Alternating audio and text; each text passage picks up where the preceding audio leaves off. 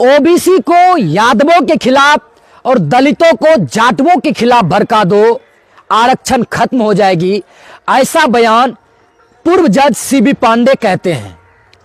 और पूर्वजों ने कहावत कहा था, पापत पूत पड़ापत घोरा नहीं हो कुछ थोरम थोड़ा। अगर आज भारत के लोग इन लोगों को अंग्रेजों का दलाल कहते तो गलत नहीं कहते हैं।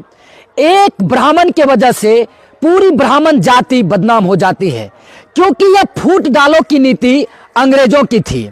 और आज आप भी पूर्व जज होकर के और ब्राह्मण होकर के फूट डालो की बात कर रहे हैं।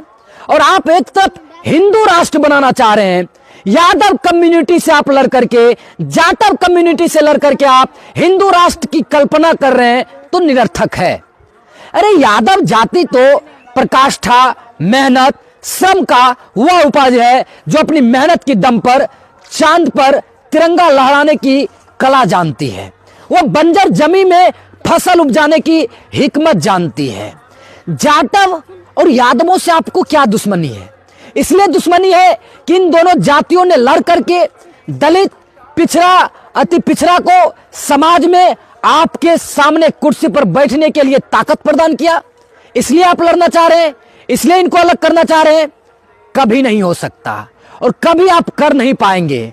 और रहा आरक्षण को मिटाने की बात, जब जब आप आरक्षण की मिटाने की बात करते हैं तो सुप्रीम कोर्ट का फैसला सुन लीजिए कि जनरल सीट पर हक अब ओबीसी, एससी, एसटी का भी होगा।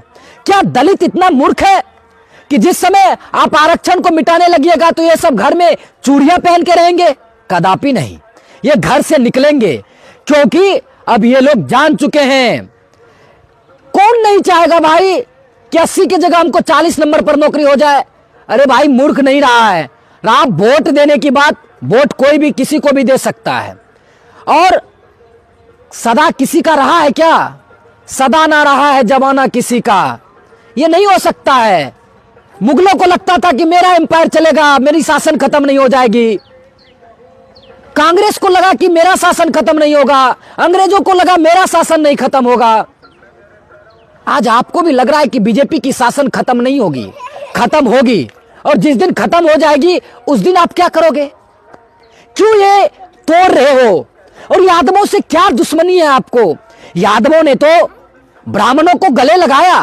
अभी भी दुनिया में सबसे ज्यादा मित्रता कृष्ण और सुदामा की कही जाती है।